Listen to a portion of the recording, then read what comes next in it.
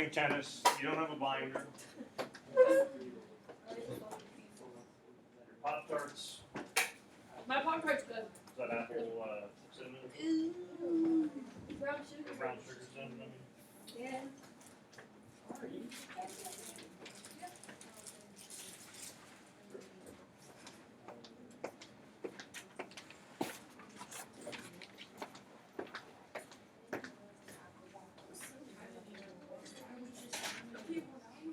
I'm sorry.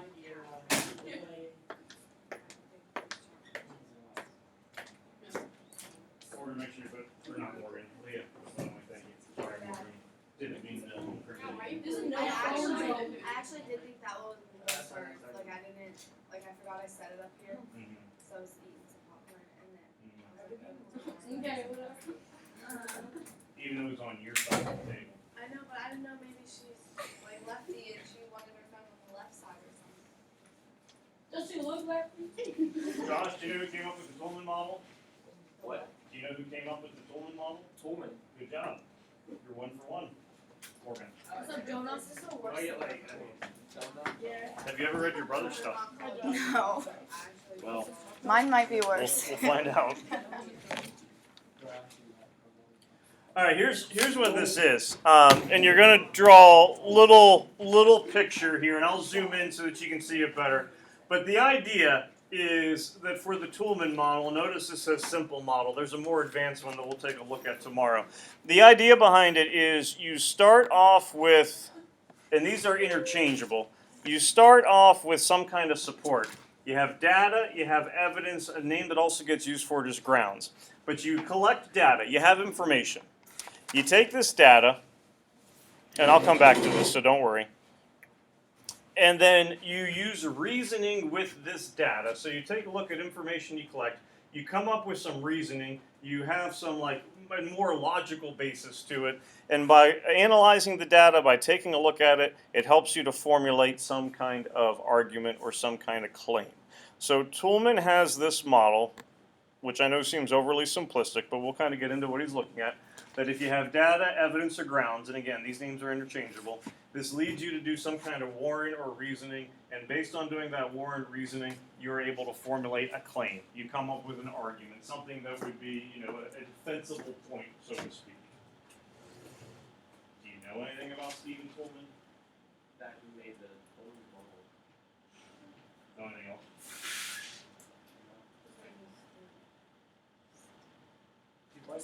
Neither do they, so it's okay. He's actually a scientist. He's an anthropologist, former, because he's passed away, but he was British. He doesn't really have like an argument background to it. It's much more scientific in nature. Which this is kind of like coming up with a hypothesis, that you would in science class. You come up with an argument, you test the argument, or you test this hypothesis over and over again in order to try to find out what's right or what's wrong. How would you say, not that this is going to be a blanket statement that's going to be 100% true all the time, but how do you think people come up with arguments more often than not? Like if you are getting in an argument, not debate necessarily, but just some kind of argument with a person, what order do you do so far as data, warrant, claim? Data being evidence, warrant being your reasoning, claim being the argument. Would you say you go in this order? Leah?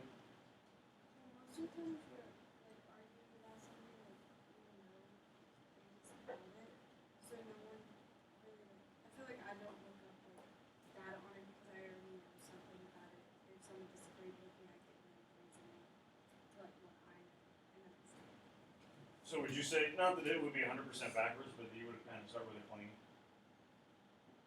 Assuming it's something that you're... I would be like, this is what I think, and then I'd give my reasoning behind it based on my evidence that I know. Assuming that you're, as you said, you're already knowledgeable about it, that you have some you're kind of background knowledgeable info. about it, yeah. So you would kind of go claim, and then have data, and then have warrant. And not that they all necessarily have to be separate, but the data and the warrant kind of go together. What if you weren't sure about something? Like you didn't really have a whole lot of background. Then I would probably look it up, then give my Okay. I feel like your claim shouldn't be last. I don't know why. Yeah, I would agree with you with the first time. I think most of us start here, and then we come here, and then we kind of explain what's going on with it. His idea would be that not that you're uninformed about what the argument would be, but that you are not biased towards anything. So you get as much information as you can about a given topic. You take a look at that information objectively, and then you're able to kind of come up with an educated claim at this point. I think the problem is we tend to be emotionally attached to a lot of arguments that we have, and so we already have in the back of our mind what this is going to be, and then what kind of evidence do we look for? Not just whatever evidence is out there, but we start to specifically look for evidence that will support the claim. So even if we know or come across evidence that is on the other side, we're not really going to focus it quite as much. So he's taking a look at this, as I said, from a little bit more of a scientific approach, that you take a look at whatever information you can get from an unbiased standpoint, you analyze that, and then you're able to kind of come up with a claim. So in theory, I think this concept works. When it comes to practice, it might not necessarily work the same way. But it's important to understand how his parts are, because most of the time that we set up arguments, we will be following a Toulmin model regardless of what order you end up going with. Claim essentially is going to be answering the question as to what's the point. It's the point that the arguer is trying to make. It's the idea that you might be trying to convince someone or persuade someone of. But it's essentially the main proposition, the assertion, the argument, claim. All of those things can be interchangeable that the person is trying to do. So when it comes to shower at night, shower in the morning, Jonah was going, his claim is shower in the morning would be best, no matter what. And then he's going to come up with evidence and whatnot that's going to be able to suggest that. So a simple example, simplistic example of what a claim would be: you should buy your brother a birthday present because he bought one for you. Even though it's your birthday, Sophia, you should still buy your brother a birthday present. What's the last birthday present you got him? I don't give him birthday presents. What's the last He doesn't birthday give me present he got? anything. What? I was going to say, what's the last thing he got you? Nothing. Not even a card. No. Definitely. Is he still unemployed? No, he's I mean, ever back since at the- Chick-fil-A. He got a raise somehow. Ooh. Ever since the Lego store let him go, he was kind of Yeah. in a low place. Yeah, there for a he while. was. Dude, the Lego store pays you good. Yeah, he got like 11 bucks. That's good. I gotta go. It's very Did you competitive. see yourself working at the Lego store? Too many kids, I'm alright. but like little kids. Yeah. Yeah. Hmm? Yeah, especially in the back wall where you can. Yeah.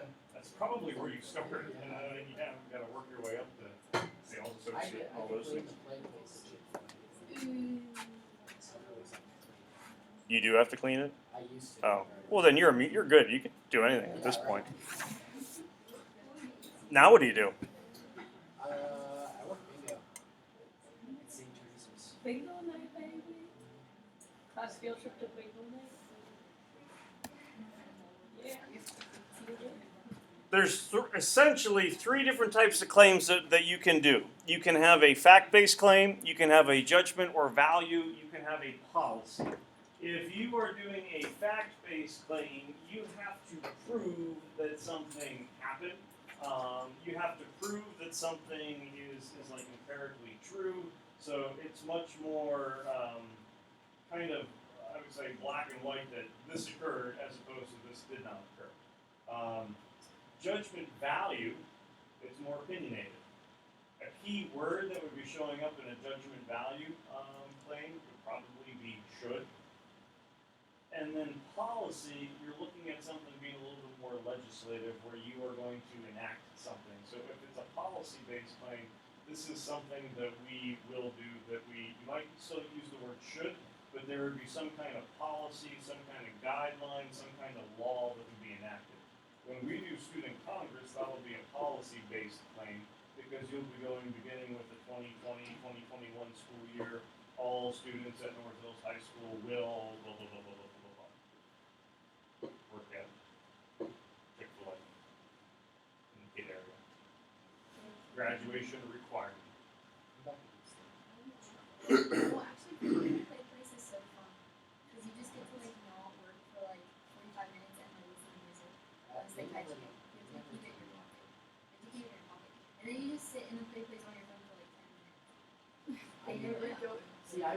She has only angle places, like she has like little Although I haven't worked, I haven't things posted marked, so that this is where you cannot be seen. I would do my job. Like I said, That's what she got paid for doing now. yeah, what the heck? I got paid Okay, $7.25. once you like turn 18, you're supposed to only have a 20-minute break and it's paid, so you don't have to clock out. So everyone just takes like a 30-minute break. I quit If after you don't clock out. But I have to clock out for my 30-minute break and I don't get paid. And I'm really mad. Dude, work at I took 16 and usually they're like, but Wait, everyone how else long got have you paid. worked there? There's a thing. How long did you work I was there? like a year, and I got paid $7.25. Even worse. So policy claims advocating courses of action that should be undertaken.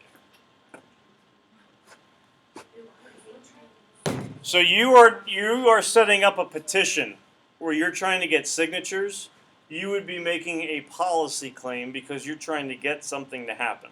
You're having an argument, over what you believe. That's going to be much more judgment value. And then fact-based, you're trying to prove something did or did not happen. So Rebecca gets accused of not working on the job. That would be a fact-based claim where, trying to prove that this did or this did not occur. Arguing as to whether or not, if you're under 18, that you should get a half-hour, 20-minute paid break. Well, it's kind of long, you have to get 30 minutes, but they can pay you. They just don't educate you. So feeling that you should get paid for your break would be a judgment value. And then, if you were to kind of propose something that, okay, this is what's going to happen starting next school year, that would be then the policy.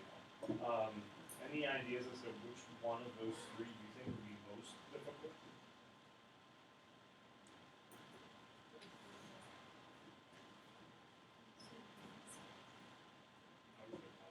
Say policy.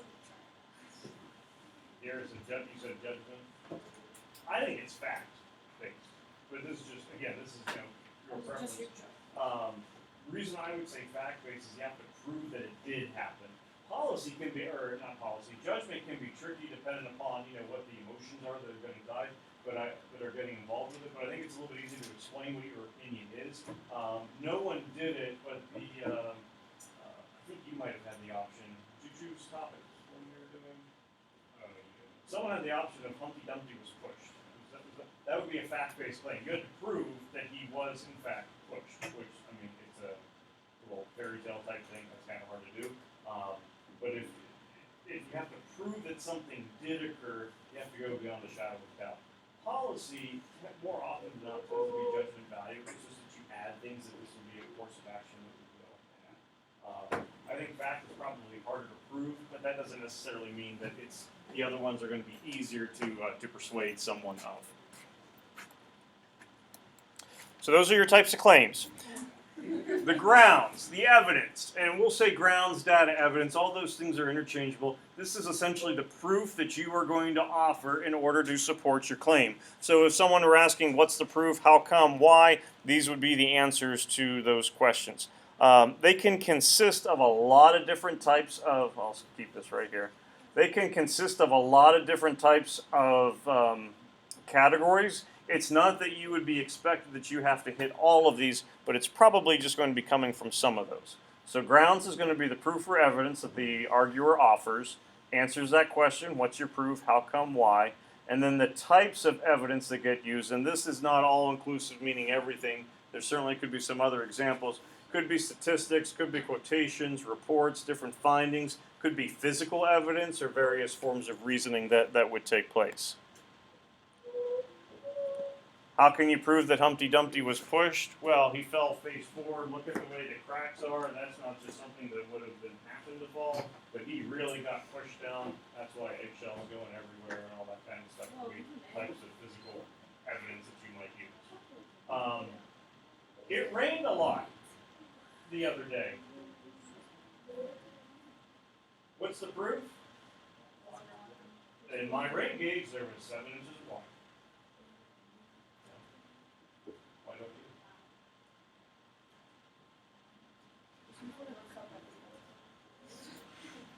Not Josh might have been coming by with his water bottle and pouring the water into, different rain gauges and messing up scientific data.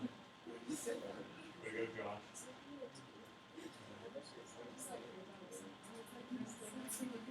Did it rain here? Nice try.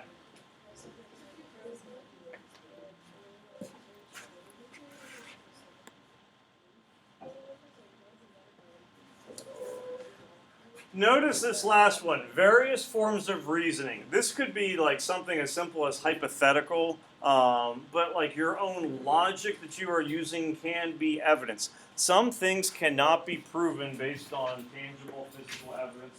There might not be quotes for everything or some kind of statistic or whatnot, but you can certainly use reasoning behind it. When it comes to scheduling time, and those of you who are seniors, you don't have to worry about that anymore. But when it comes to scheduling time, you might be asking someone, hey, between these two classes, which one should I take? They'll go this one. How come? Well, I think you like the homework policy. I think you and this teacher might get along a little bit better. You can get some college credits for it or whatever the case may be.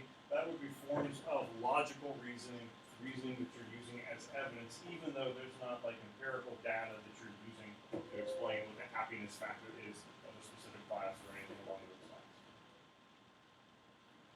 We do the same thing for classes that you shouldn't take. Take pottery, you'll be late.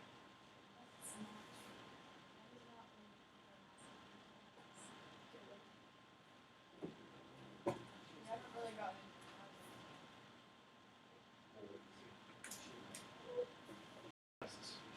Today, Shouldn't even take regular training. chapter P. Oh, yeah. I mean, if you can't pass, you can't pass this one, well, you're gonna be in trouble. Good luck.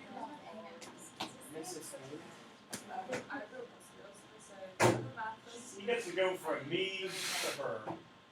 At least you start off strong.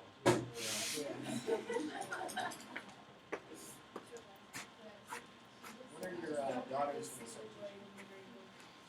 I don't know. All right, examples. You don't have to write these ones down, but this would be example of data. It looks like rain, barometer is falling, barometric pressure falls below 30, better chance of precipitation starting to take place. You could also go, looks like rain, big storm cloud, right over there. The other Applebee's that I've been at have had clean restrooms, or Chick-fil-A's because Josh has cleaned them, so I bet this one will have a clean bathroom as well because Josh cleans it. Or the play area will be clean at Chick-fil-A because Rebecca has sat in there for 45 minutes doing absolutely nothing, and then doing a little what? Like, did you actually at least clean it? Yeah, Okay. I would clean it, but then I would just like stay there after it was cleaned. It's really satisfying because it's really easy to like get a lot of dirt off.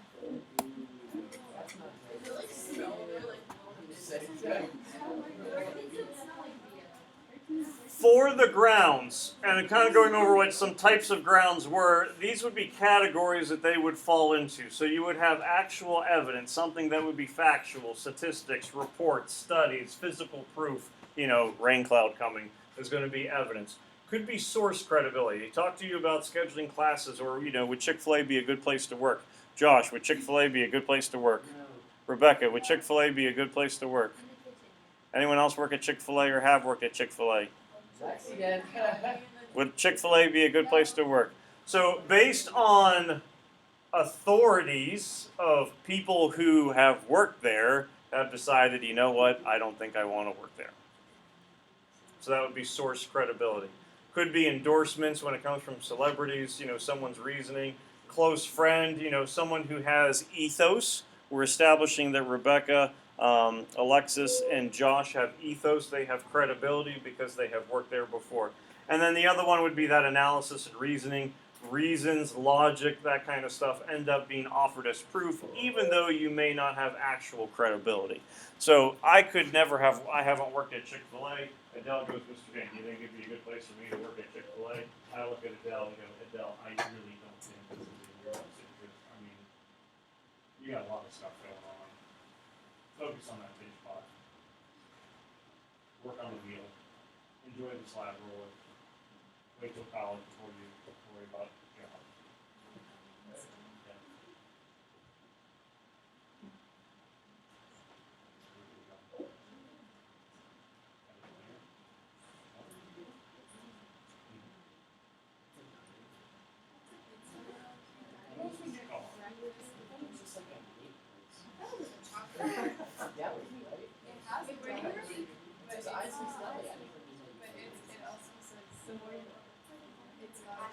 where they make Before graduation practice, that's where I would go for breakfast.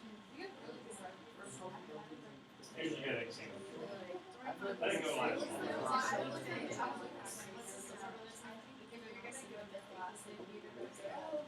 French toast because it's like cheese bread and just or the cream cheese is really good, but I don't like pancakes from restaurants. everyday specials or the Western state. Omelets I like. Omelets I like. I don't know if I can trust it. Yeah. Way to spice it up with something. All right, warrant, and this ends up being the tricky one. If, when it comes to an overall argument, people are usually pretty clear about their claim, this is the point I'm trying to make, and for the most part, their evidence usually isn't all that bad. The warrant is where people end up falling into a little bit of issue for various reasons. In a typical conversation, the warrant goes unstated. So, I think it's going to rain. Why? Look at that cloud. And there, the conversation could stop. Someone might go, oh yeah, you're right. You don't have to go, there is a big dark cloud. Large dark clouds tend to have precipitation within them. The closer the dark cloud gets to you, the higher the chances of the precipitation falling, and there'll probably be some water in my rain gauge by the end of the night, even though Adele thinks it's weird that I have a rain gauge. This game likes like weird stuff. Plus, you know, she's all happy and numbers. Whatever. Gotta do that. Why? Yes. I want some evidence and a warrant. Because there's no warrant. You need to empty your bladder, dude. That's like. I don't know. My bladder is full. Exactly. Therefore That would you need be, to- what would that be? It would be You're on a water. stated How's that. that happen? No. Well, his claim is, I want to go to the bathroom. My bladder is full would be evidence. The reasoning of, if I don't go to the bathroom right now, I'm going to pee my pants and people are going to laugh at me, that would be evidence. Say no. You never run over. And then we could quote Billy Madison. Fool, pee your pants. If peeing your pants is cool, consider me. That's just love. I have that line. Miles Davis. There's a water cruiser. It's like the 90-year-old lady. So, warrant is, I'll get to it in a second. So warrant is that inferential leap. So this is essentially what's going to connect the grounds and the claim together. This part here, I want you to certainly write down here. It's typically implicit or unstated and requires the listener to recognize the underlying reasoning or that connection that makes sense. So essentially, the warrant ends up being, a linking function that establishes that connection between the grounds and the claim. When you are doing a warrant in here, you don't want it to be unstated. You want it to be direct. You want to spell out the reasoning. If we were to set this up within like an essay, your claim would be your thesis statement. Your evidence would be the topics of your body paragraphs. The warrant would end up being the reasoning that you have within your body paragraphs where you link it together. So arguments sometimes fall apart when that warrant is left unstated because the speaker presumes that you'll have the same reasoning as he or she does, and you want to make sure you spell out that connection. Especially if you're throwing out evidence that they might not be familiar with, you'd have to kind of explain that evidence a little bit more so that they can see the connection the same way as you.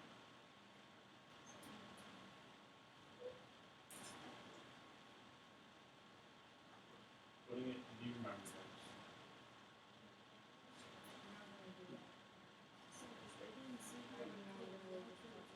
And you should go home and write it again. Rewrite the notes. Yeah, best thing I did in college. No, it was good.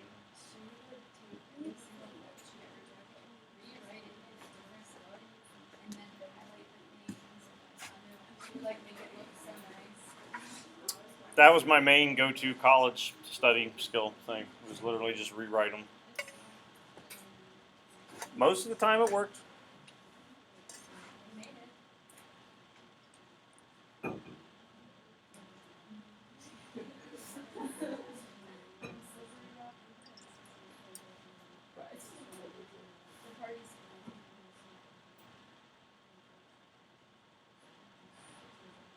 Adele's still writing.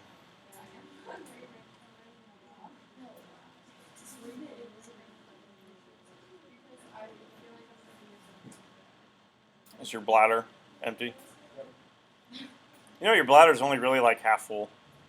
Seriously? Yeah. When you feel like you gotta go. Crazy. Yeah. So really? You got more room in there.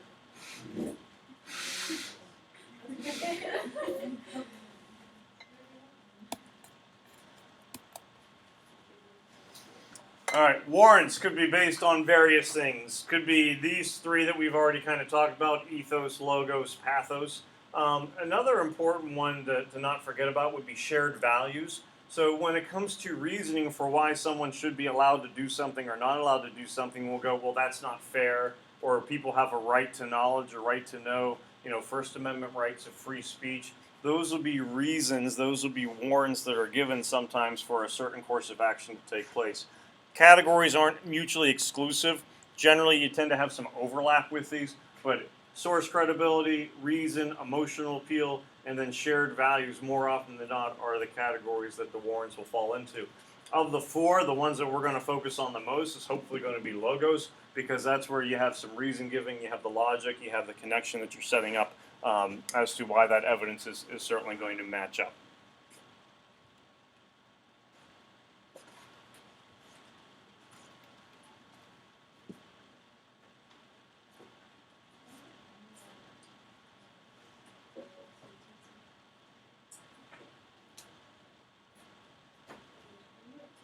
Claim.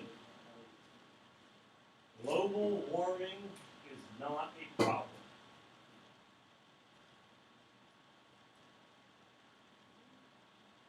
Evidence.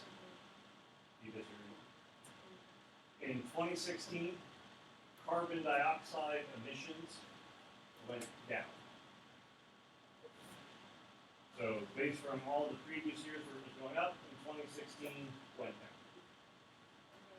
So what would my warrant be? If my claim is global warming is not an issue, my evidence is carbon emissions have gone down, what's the unstated warrant that... Pardon?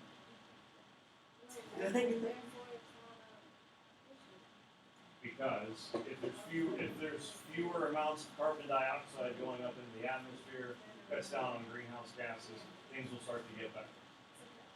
So that could be an argument that would be made. Now there could be a counter argument. Okay, atmosphere could still be thinning. I think there's something where actually the ozone hole is shrinking a little bit, but the overall density is still below what they would want. Anyone have any idea why carbon dioxide emissions went down in 2016?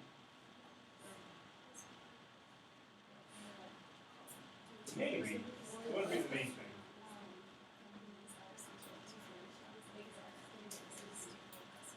Guess who had a really big recession in 2015 and 2016? What country? China. China was having economic issues in 2015, 2016. The factories weren't producing as much as there wasn't as much CO2. Now, what has happened since 2016? Manufacturing has increased again in China in 2017, 2018. Data is still not complete for 2019. So it's probably, as opposed to going, well, because carbon emissions has gone down for that 1 year, we fixed it, more likely it's probably a 1 year outlier. The emissions was definitely on the upswing. So you could have warrant, you could have reasoning, but just because you have some kind of explanation doesn't necessarily mean that.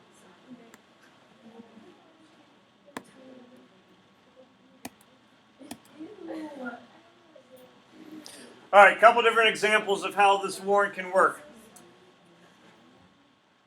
Josh's poodle muffin. Just pick whichever Josh you want this to apply to. Doesn't matter. Josh's poodle muffin is running a temperature. I bet she has an infection. This would be sign reasoning. A fever is a reliable indicator or sign of some kind of illness or infection. Mom, I can't go to school today. I have a fever. Well, why can't you go to school? Well, if I have a fever, that means I'm going to be sick, and then I'm going to get other people ill and sick, and then we'll get a plague swiping going all throughout, sweeping through North Hills, and school will have to close for 3 weeks. That's why I have to stay home. And then Zelina turns off the light bulb and takes the thermometer over. Temperature 109.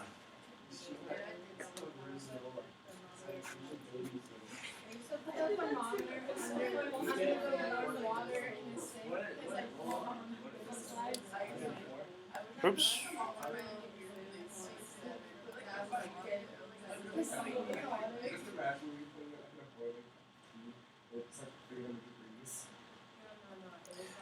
Here would be a pretty common thing that we try to go with, where we'll make more of a. Oh, we're frozen here. A generalization. Have an example. That dog is probably friendly because it is a golden retriever. The idea would be the warrant would be a generalization that golden retrievers tend to be friendly animals, so that's why that dog would be friendly. So if you have like previous experience with something, we'll tend to go that we're making a generalization, and that's why something is going to be the way that it is. And we're completely stuck.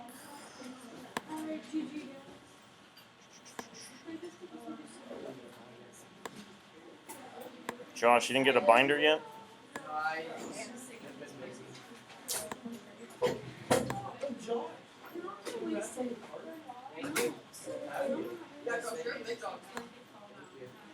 All right, when we come back tomorrow, we're going to go back to these. I'll show you examples as to how Friday's quiz would look so that you don't have any surprises. Quiz is going to be 12 points. Basically, you're just going to be identifying statements of whether it would be a data, whether it be warrant, whether it be a claim, and all those statements would be related. The other thing that we'll take a look at then tomorrow is we'll go into the advanced Toulmin model, which kind of adds some different layers to this, which we'll take a look at, but that's not going to be part of quiz that we'll do Friday. So beginning of the period, I'll go over examples with you so you know what Friday's quiz will look like. Should be pretty straightforward, and we'll do it. Okay. You packer or buyer? Or both? You one of them. I think in high school I bought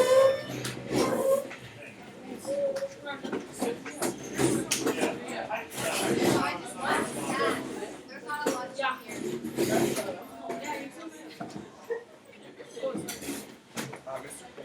Yep.